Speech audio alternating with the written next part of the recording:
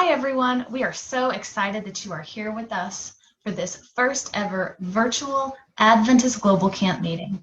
My name is Shannon Trecartin. And my name is Terry Trecartin. Today we'll be talking to you about Physical and Mobility Ministries, a part of Adventist Possibility Ministries. And we've invited two of our friends to share some of their stories and ideas with you as well. But first, Physical and Mobility Ministries is a part of the Adventist Possibility Ministries movement. And we believe that all are fearfully and wonderfully made. The psalmist says, "For you formed my inward parts. You knitted me together in my mother's womb. I praise you, for I am wonderfully and fearfully and wonderfully made. Wonderful are your works. My soul knows it very well." And this is found in Psalm 139, 13, and 14. And because of this, we believe people with physical and mobility challenges have a lot to contribute to the church and the community. So we care very much about physical accessibility. Having accessible churches and creating community within the church body are important to helping all our church members thrive. Community is so much more than simply being around others, having social gatherings. Community happens when people grow and learn more deeply because they are together. Community is where the strength to witness, to lead out in ministry, and to serve are reinforced. People with physical and mobility challenges are uniquely positioned to serve and minister to a hurting world. When churches work to reduce both the physical barriers and the attitudes that limit members' ability to be a part of all aspects of ministry, they're developing a sense of community. Now, we'd like to introduce you to two of our friends whose expertise and life experiences will help us understand the role that attitudes and accessibility played in their ability to be a full part of church ministry. Hello, Dawn. It's so great to see you again. Could you tell us a little bit about yourself and some of the ministries you do at your church? It's good to be here. Thank you for inviting me. Just a little bit about myself. I've grown up in the Seventh-day Adventist Church, been a part of this church all my life. And more recently, that experience became my experience. And I'm so grateful. And that's been deepened through the experiences that I've gone through, primarily becoming disabled, dealing with a spinal cord injury that left me paralyzed from the waist down, and now even dealing with being a double amputee. That has had its great challenges mentally and spiritually, and of course physically as well. But my biggest challenge and obstacle has been allowing the Lord in to deal with my heart, my mind, and get my eyes set on Him so that He could do through me what I could not do through myself. Awesome. Thank you so much. So we've invited you because you have some particular expertise and experience related to Possibility Ministries, to physical and mobility ministries as well. I wonder if you could tell us a little bit about how has church physical access or physical attitudes either helped or hindered you in your ability to engage in ministry? Well, just dealing with first church access, I was not born disabled, and that happened about 1994. And so I really had no clue as far as disabilities outside of maybe interacting with some elderly individuals and things like that, but pretty much did not have any exposure in that area until my life got dramatically changed through an aircraft accident. And then all of a sudden, everything's an obstacle. Getting out of bed, transferring from a chair or the bed to a chair or into a wheelchair. And everywhere you go, you're constantly thinking about, how am I going to access just getting through a door or going outside? it's a constant issue that I don't think about as much anymore, but it's always in my mind because I've got to deal with that on a regular basis. And one doesn't recognize how challenging this world is, even here in the United States, with just simple obstacles, curbs, staircases, getting in and out of bathrooms, and even just plain old rooms, and pulling up to a table to eat. You know, all of those things are different now. Not impossible, but just different. And those are things that I was not aware with until basically I fell into it, no pun intended. But since I was in an aircraft accident and fell out of the sky, my fault, this was a whole new world for me. And so it was quite challenging.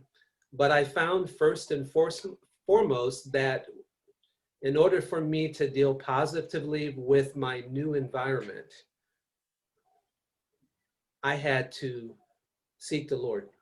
And I had to decide, am I going to let the Lord lead me through this? Am I going to follow him no matter what? Or am I going to fight against this and be upset, angry, not fun to be around? So it was those things early on that I made a decision early on that I didn't want to push people away from me, but yet I wanted to make sure that my attitude was such that it would help my experience as much as possible. Wow. Yeah, that's powerful. Yeah. Thank you so much. Then on a similar, changing it a little bit, what do you think churches could do to eliminate the physical and attitudinal barriers for people with disabilities? Well, I'm going to throw out something fun. Make every member get in a wheelchair and have to wheel themselves into the building and spend a day at church in a wheelchair, having to maneuver by themselves into bathrooms or just through the front door. You would come with a great awareness of how challenging it is. Because we take it for granted. When you've got two working legs and feet and you're just walking around, you don't even think about it. But yeah, and it's a challenge. I would imagine all the way around the world. I've not gone out of this country as far as, well, actually Canada. I have been to Canada. But in general, you know, a lot of our church buildings are older buildings. So just getting into a building, a church building, there's oftentimes staircases. So, and then bathrooms aren't necessarily handicapped accessible. If the bathroom or that church was built, like my home church was built back in the 60s, and it's a beautiful facility, but churches aren't always the first organizations to update, primarily because of funds and things like that. And so it can be a challenge. And unfortunately, it can keep individuals from worshiping at that local church or any, just because the ones in the area are not accessible. Now, I praise the Lord that my home church is accessible as far as getting in, and they've even made it a bit more so. But bathrooms have been a challenge, but that's something they're actually looking to address here fairly quickly. But again, you just have to deal with that. But again, it goes back to attitude. If your attitude is of such that you're willing, and you know, Terry understands this, everywhere you go, you have to make some concession or accommodation in order to be in that place. You know, I like to say, you know, if there's food involved, do whatever you got to do to get me in the building. Yeah. But our attitudes can keep us from coming together, you know, with our church family and even being approachable. But I love, you know, there's a tremendous verse, and I'd like to use this, or at least share it, because I just found this more recently in my experience, probably within the last 5, if not 8 years. And it's a text right out of Psalms that I had never, it was there, I've read through Psalms, but missed it. Psalms 147, and I just want to read verse 10 and 11, and it's taken from the King James Version, but it says here, and this is, I'm assuming David writing this psalm, but he's speaking of God. And it says, he delighteth not in the strength of a horse. He taketh not pleasure in the legs of a man. The Lord taketh pleasure in them that fear him, in those that hope in his mercy. Wow. So I have goosebumps. that blew me out of the water. In fact, I wanted to stand up when I read that, because part of the issue and challenge, and we as disabled folk oftentimes make a problem of it, we see ourselves through other people's eyes and measure our worth and our ability based on what others think, or we try to exert that I'm somebody, listen to me, and you end up clashing, having issues. But when I discovered that, and this is fairly recently, but when I found out that the Lord doesn't take pleasure in my legs or in me not having legs.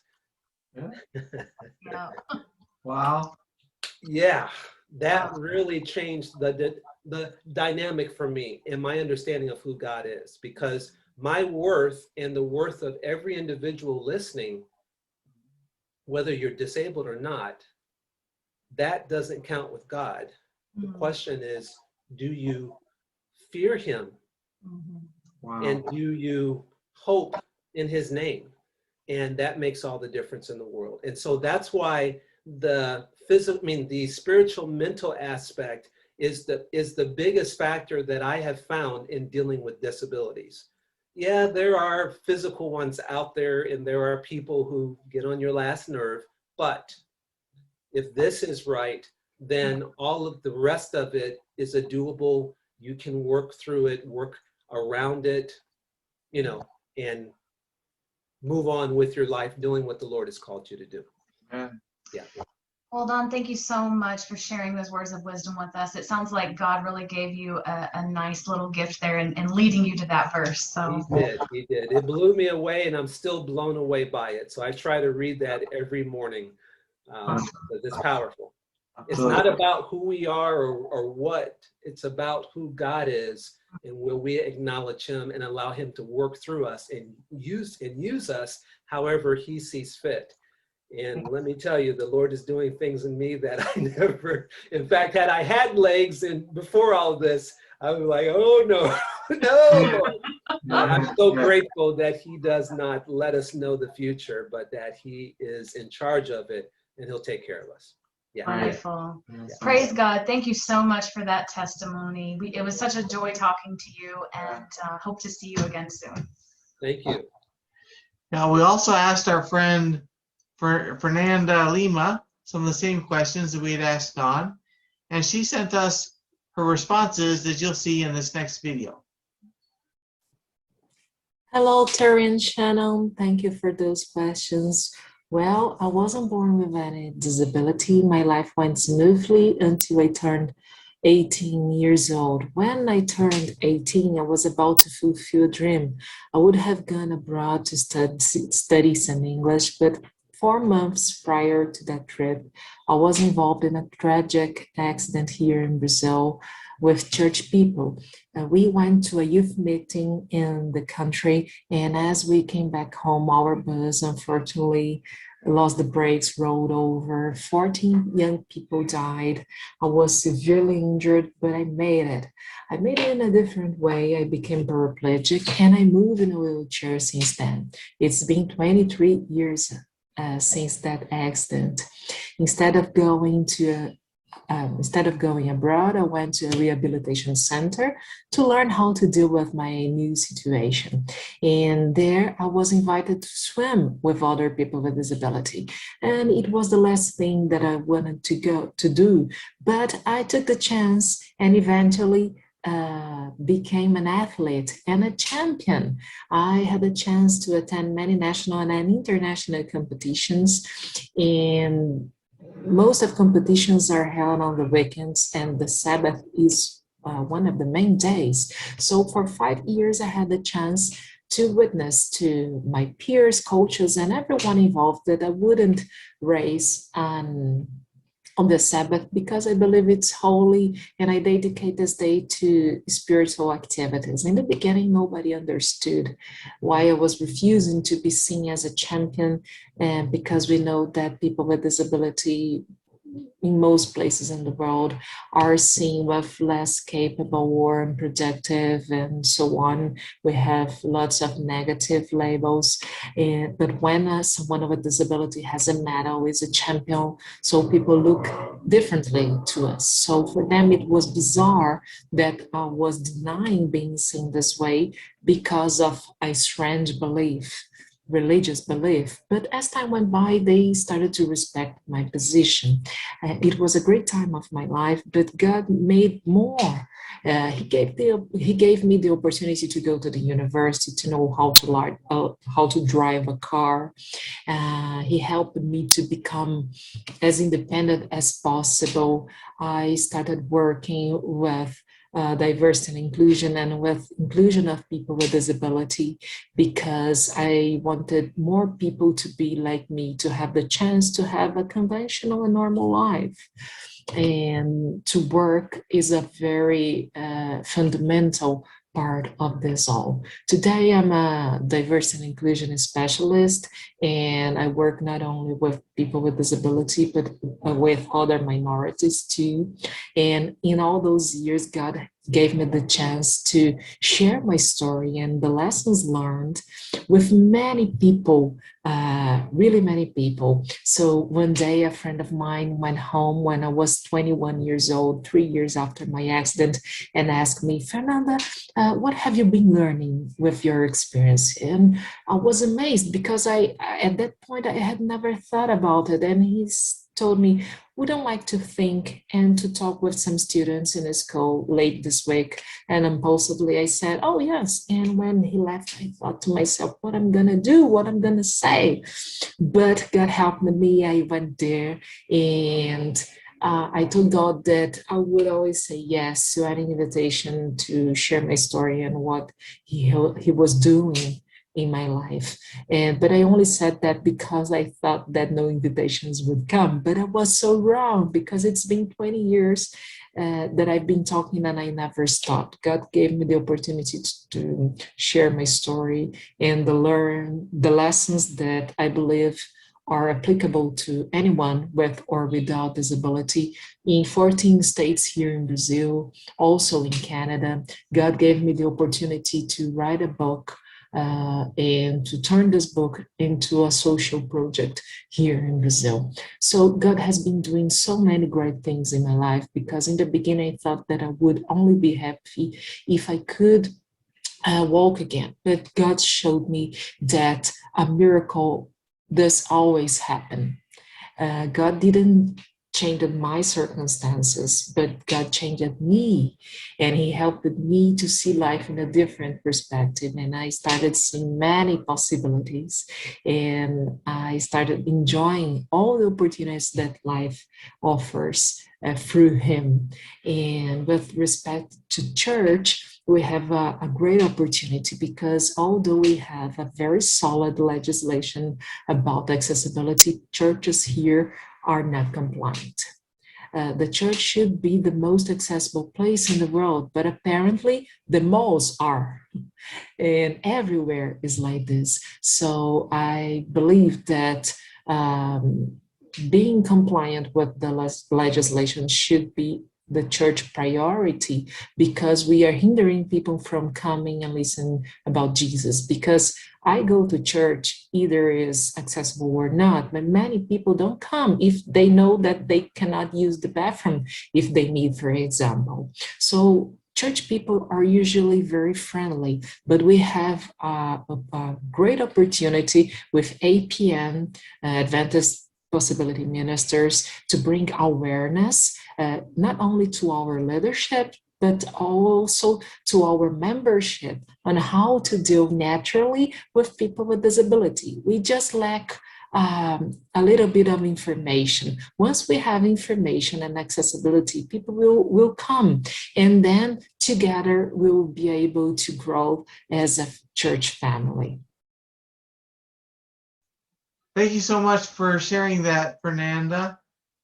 I also have had several opportunities to witness other people and share my story because I use a wheelchair as well. I can understand what you're saying there. Thank you. Yeah, thank you, Terry. And thank you, Dawn and Fernanda, again, for your wisdom and your ministries. It's amazing to hear how God has worked with you and he's worked through you. Your recommendations for creating churches that are welcoming are so helpful. Thank you for your stories. The Task Force for Physical and Mobility Ministries is focused on addressing these very recommendations.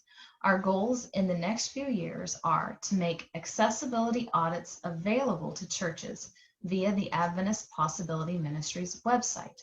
These audits are tools that can help churches first see how they're doing in terms of accessibility, and then identify areas to improve the physical, attitudinal, and spiritual barriers that might be present in their churches. We also plan to improve our social media presence so we can share more stories like those of you that you've seen here with Dawn and Fernanda, highlighting the ministries of leadership with people with physical and mobility challenges. Finally, we are creating a virtual membership base where people can share ministry opportunities, prayer requests, and encouragement as we work to make sure that all barriers to the kingdom of heaven are eliminated. And as we close, please remember that all are gifted, needed, and treasured. And if you'd like to connect, you can leave some of your information at the Adventist Possibilities Ministries virtual booth. Thanks so much. Have a nice day.